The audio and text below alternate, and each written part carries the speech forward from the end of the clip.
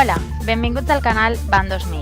Avui farem un tutorial sobre Calendar per poder aprendre com apuntar els nostres esdeveniments a la nostra agenda. Ens anem a Google Chrome i podem entrar de diverses maneres, però la més senzilla és anant a la graella de 9 quadrets, a dalt a la dreta i buscant el Calendar. El primer que us demanarà és que us doneu d'alta o amb el vostre usuari, poseu la contrasenya i ja us trobareu a dins. Aquesta és la pantalla principal de Calendar. Les parts principals són tenim el calendari del mes sencer en el que ens trobem, subratllat amb gris la setmana actual i dins d'un quadre el dia. Per altra banda, podem triar si volem que es vegi la setmana sencera, dilluns, dimarts, dimecres, dijous, divendres, etc.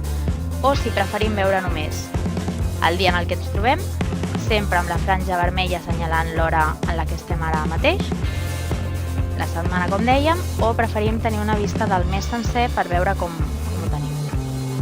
Per altra banda, a l'esquerra teniu la llista dels vostres calendaris, que la podeu fer gran o petita per veure'ls, i aquí són tots en els que esteu apuntats.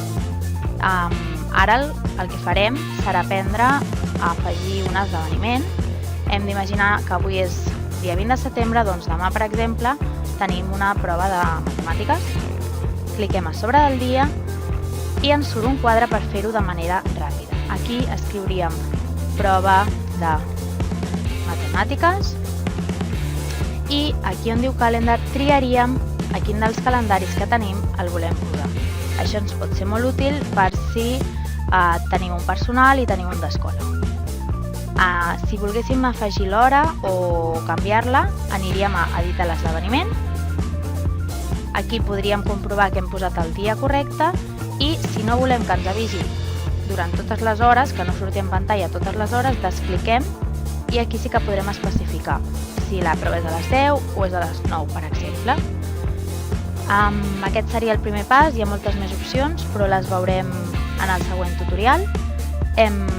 Hauríem de clicar a desar i veuríem ja com ens apareix a demà, a les 9 del matí, la prova de matemàtiques.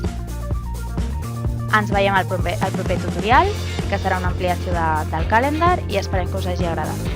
Adeu!